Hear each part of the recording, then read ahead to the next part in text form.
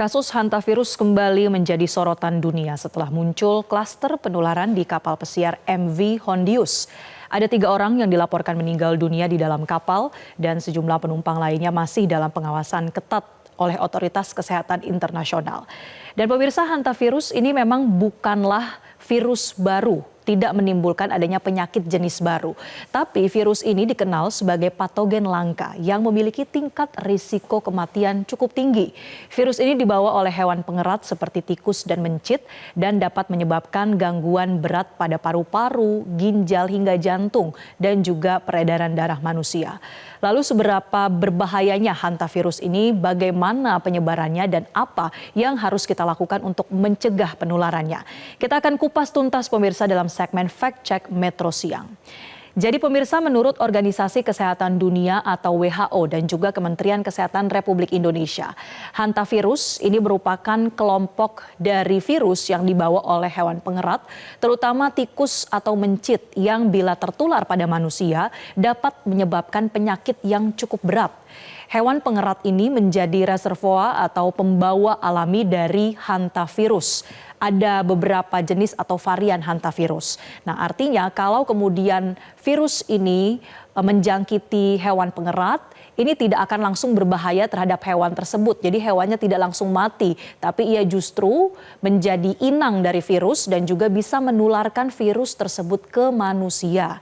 Nah, penularan hantavirus pada manusia ini bisa terjadi ketika seseorang menghirup partikel udara yang sudah tercemar dengan adanya hantavirus itu. Partikel udara ini bisa berupa cair ataupun padat, misalnya debu pemirsa, yang sudah terkontaminasi dengan adanya ekskresi atau ini bisa berupa urin dan kotoran maupun air liur dari tikus yang terinfeksi.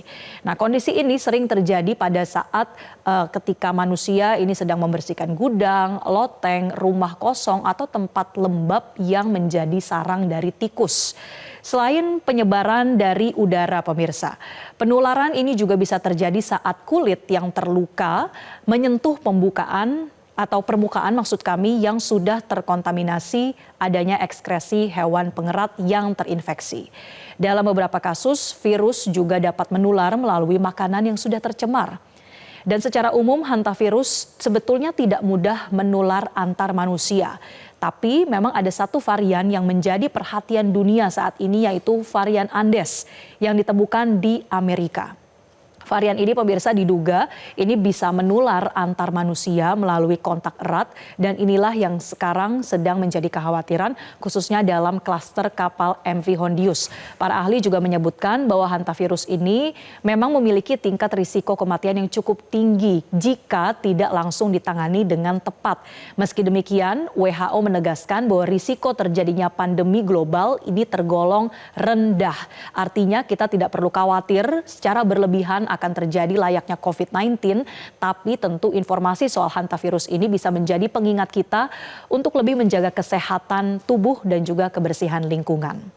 Nah pemirsa, kalau kita melihat sebetulnya seperti apa gejala ketika terjangkit hantavirus, di mana gejala ini bisa berbeda-beda tergantung jenis ataupun varian yang menjangkiti.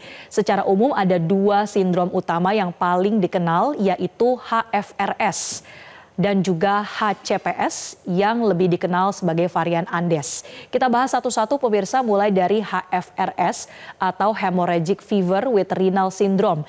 Ini lebih banyak menyerang organ tubuh yaitu pada ginjal dan juga pembuluh darah. Gejala awal jika terjangkit HFRS ini pemirsa itu meliputi ada sakit kepala, demam, mual, kemudian juga nyeri otot, nyeri punggung dan juga bagian perut. Bahkan juga bisa ada gejala seperti ruam-ruam pada wajah ataupun mata yang kemerahan. Nah, kalau kondisinya semakin memburuk, ini pasien atau orang yang terjangkit bahkan bisa mengalami penurunan tekanan darah, kemudian shock akut, bahkan sampai yang paling risiko terparah adalah mengalami gagal ginjal. Nah, sementara itu pemirsa, kalau kita melihat varian yang berbeda yaitu HCPS atau Hantavirus Cardiopulmonary Syndrome. Ini lebih banyak menyerang organ paru-paru dan juga jantung. Untuk gejala awalnya ini terlihat seperti flu biasa, di mana ada demam, nyeri otot, dan juga badan yang terasa melemah atau kelelahan.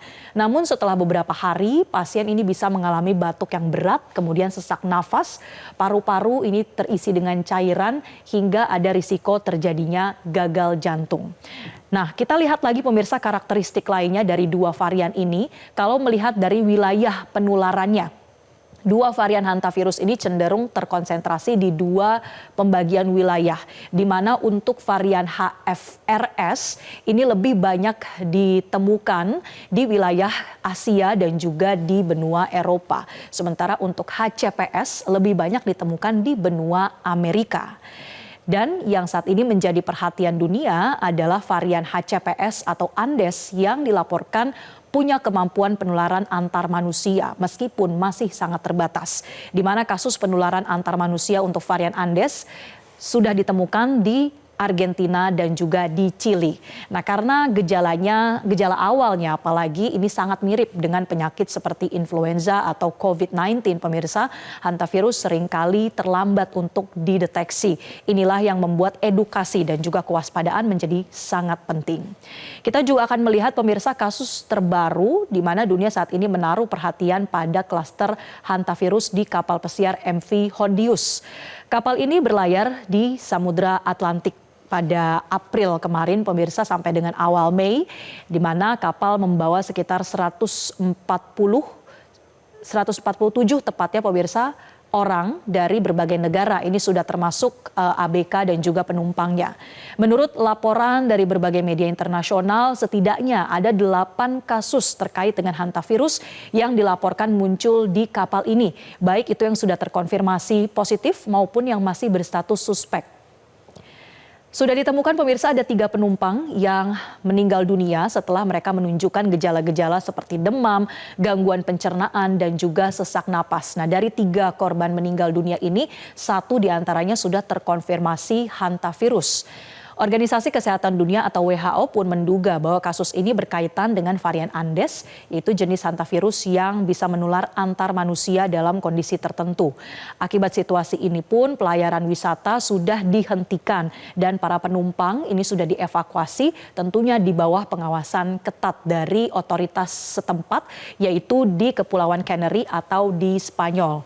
Penumpang sempat diminta mereka untuk tetap berada di kabin masing-masing atau diisolasi begitu, menjalani pemantauan kesehatan, dan sejumlah negara pun sudah melakukan pelacakan kontak terhadap penumpang yang sempat turun dari kapal sebelum akhirnya terjadi kasus yang terkonfirmasi. Dan pemirsa, meskipun menimbulkan kekhawatiran global, WHO lagi-lagi menegaskan bahwa hantavirus tidak semudah itu untuk menular seperti layaknya COVID-19. Artinya kita tetap perlu waspada namun jangan panik. Dan pemirsa, ada banyak sebetulnya yang mengira hantavirus ini hanya ada di luar negeri. Tapi faktanya Kementerian Kesehatan Republik Indonesia menyatakan bahwa hantavirus ini juga sudah ditemukan di Indonesia. Setidaknya dalam 2,5 tahun terakhir ini, pemirsa, dari 2024 ini sudah ditemukan adanya kasus hantavirus di Indonesia. Yang terkonfirmasi ini sudah ada sebanyak 251 untuk yang suspek dan juga ada 23 kasus yang terkonfirmasi hantavirus. Dan dari jumlah tersebut ada 3 pasien yang dilaporkan meninggal dunia. Sementara ada 20 orang yang dinyatakan sudah sembuh dari yang terkonfirmasi positif sebelumnya. Kementerian Kesehatan juga menyebut bahwa diperkirakan ada sekitar 11,6% manusia di Indonesia yang sebetulnya sudah terpapar hantavirus meskipun tidak terdiagnosis secara resmi. Jadi ini bentuknya adalah sebuah perkiraan atau estimasi. Sementara itu untuk prevalensi infeksi pada tikus di Indonesia terhadap hantavirus ini mencapai hingga 34%, pemirsa, dari sebanyak 15 spesies tikus yang diteliti. Hal ini pun menunjukkan bahwa potensi penularan di Indonesia sebetulnya cukup nyata, terutama di daerah dengan sanitasi yang buruk dan populasi tikus yang tinggi. Para peneliti juga menyebutkan bahwa perubahan iklim, kepadatan penduduk, urbanisasi, dan juga buruknya pengolahan limbah ini dapat meningkatkan risiko kontak manusia dengan hewan pengerat. Karena itu pengawasan penyakit berbasis lingkungan ini menjadi sangat penting supaya kasus hantavirus bisa dideteksi lebih dini. Lalu apa saja yang bisa kita lakukan pemirsa untuk mencegah terjadinya penularan hantavirus ini? Karena sampai saat ini memang belum ada obat khusus untuk menyembuhkan hantavirus. Jadi penanganan yang bisa dilakukan umumnya bersifat suportif, pencegahan, ataupun bagi pasien yang ini mengalami kesulitan bernafas akan diobati sesuai dengan gejalanya. Bentuk-bentuk pencegahan yang bisa dilakukan pemirsa misalnya adalah imbauan untuk terus menjaga kebersihan lingkungan dan juga mengendalikan populasi tikus di sekitar tempat tinggal kita. Jalur masuk dari hewan pengerat ini sebisa mungkin ditutup rapat-rapat pemirsa, jaga kebersihan lingkungan, adanya celah-celah dinding atau saluran air, lubang ventilasi yang terbuka ini perlu untuk dimonitor dan juga ditutup. Dan makanan serta bahan baku ini juga harus dipastikan kebersihannya supaya tidak tercemar oleh hewan-hewan pengerat. Dan juga ketika Anda melakukan kegiatan bersih-bersih ini sebisa mungkin untuk menggunakan alat pelindung diri seperti masker ataupun sarung tangan untuk menghindari berkontak langsung dengan adanya permukaan-permukaan yang sudah terkontaminasi. Dan juga pemirsa ini penting untuk bisa melakukan edukasi atau mengkomunikasikan sebetulnya terdapat risiko penularan hantavirus ini di masyarakat dan tentunya kita tidak perlu panik namun tetap harus waspada. Pemirsa, kasus hantavirus ini menunjukkan bahwa ancaman penyakit menular tidak selalu datang dari adanya virus baru karena ada patogen lama yang walaupun langka selama ini jarang terdeteksi bisa menjadi ancaman serius jika kewaspadaan kita menurun. Menjaga kebersihan lingkungan, meningkatkan surveillance kesehatan dan juga memperkuat edukasi publik ini menjadi langkah penting untuk mencegah penyakit zoonosis seperti hantavirus menyebar dengan lebih luas. Jelajahi cara baru mendapatkan informasi. Download Metro TV Extend sekarang.